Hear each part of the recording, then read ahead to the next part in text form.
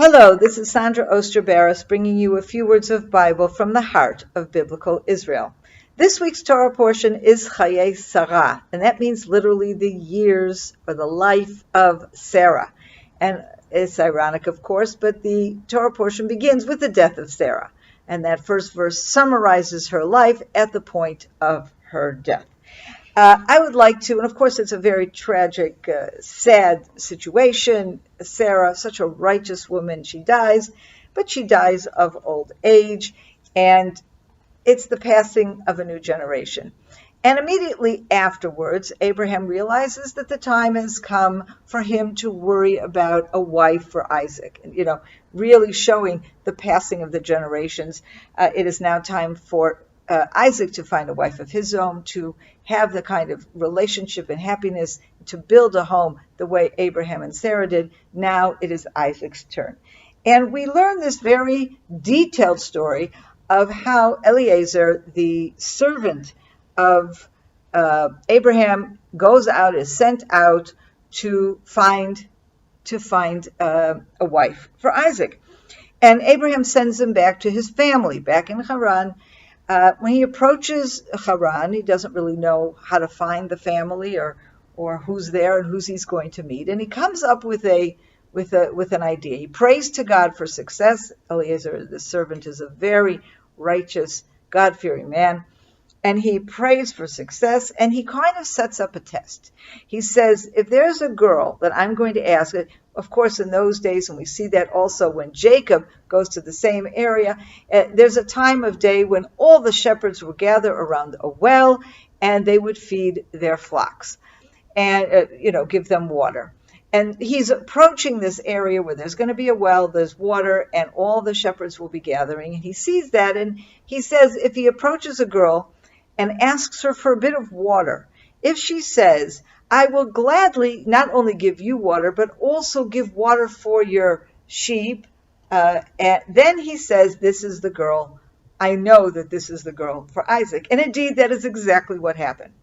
Now, the test itself is a wonderful test because it also tells us a great deal about what it is that Eliezer is looking for Isaac. First and foremost, he's not looking for a girl who prays. He's not looking for a girl who's pretty. He's looking for a girl who's kind. And I think in that kindness, he will see the source of godliness. He's not going to quiz her about her faith. But when he sees the kindness that she displays, he knows that this will be the right person, because that is also evidence of everything else that is in her. Okay? So that's exactly what happens. And then she brings him back home, and she doesn't yet know who he is or why he's interested in her. And then he proposes he talks to the family, to Bethuel and to Laban, and he says to them who he is, that he is the servant of Abraham, their relative, and that Abraham has a son Isaac, and he has been sent to find a wife, and he would very much like to take Rebekah back with him to marry Isaac. And amazingly, Bethuel, her father, says, well, here's Rebekah, take her and go. Take her and go? It indicates such incredible lack of respect, lack of caring for his own daughter. He doesn't know that much about. He knows that the servant says he's from Abraham, but to me it shows such incredible disdain for Rebekah. When does that all change? At that point, Eliezer, having come with gifts, gold and silver and jewelry and all kinds of things, he starts unloading the presents. All of a sudden, they want to hold him around for a while. They look at Eliezer before they look at him. Some idiot takes the daughter off their hand. Fine, take her, get out of here. All of a sudden, when he shows that he really has wealth, now they want to have him stay around a while. Why? Because they want to see how they can manipulate him to get his riches, to get more of his riches. Okay? They start seeing dollar signs in their eyes, and they say, here, let's create a plan. And when you see this kind of behavior and motivation in these people, you begin to appreciate even more how amazing Rebecca is. She was raised by these people who had nothing but disdain for her, who care nothing about anything valuable, true values and ethics. All they care about is money. And they would just dismiss her. Take her and leave, her own father says. Okay? And they then try to enter into a negotiation with Eliezer. Well, stay a while. She's too young. I'm not sure. Whatever. It's an opening for bargaining. Eliezer will have nothing of it. He's basically saying to them, take the jewels and leave. I'm leaving. Goodbye.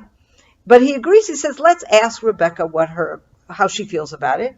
And they ask her. And he says, yes, I'm going to go with this man and I want to marry Isaac.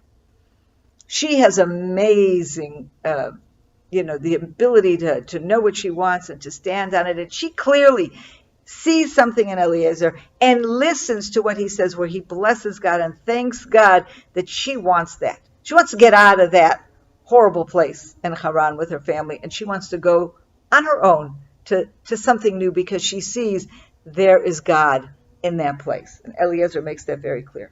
And we see further revelation of her character as they come back to Abraham's home, and as they're approaching the area, they see in the distance Isaac in the field. Now here there's a very interesting word. The word in Hebrew is Veitzei Yitzchak lasuach basadeh, lasuach. Now this is not a usual word, and there's been different appreciations. What does lasuach mean? So it could come from the word for siach, which means a bush. So it could mean that he's kind of walking or wandering from between the bushes, in the fields. Okay. But lasuach can also come from the root sicha, which means conversation. In which case, this verse will mean Isaac went out to talk or to converse in the field. Who's he talking to? There's nobody there. Who is he talking to? And here our sages interpret it and saying Isaac was praying. He was praying the evening prayer, the prayer that becomes the source of the evening prayer we say today, the prayer just before the sun sets, which is exactly what we learned here. He said he went out talking or walking in the field just towards evening. As the sun is setting, he's going out to communicate, to speak to God, to pray. And it is this man, this Isaac, and these activities, this man, Isaac, that is communicating with God, that Rebecca first sees. And when she sees him, she immediately covers her face with her veil, and she gets off her camel. And you get the sense that she sees him, and she goes, oh my God. And again, our sages say she saw upon Isaac the presence of God. This is what she sought when she agreed to go with Eliezer, and this is indeed what she found. And it is indeed what Isaac was looking for when he wanted a wife. When he sees Rebecca, he brings her immediately to his tent, and at the end of this chapter, the last verse, we read, he loved her, and in this way he was comforted over the death of his mother. He brought her into the tent of Sarah, his mother. He found the partner that would replace Sarah.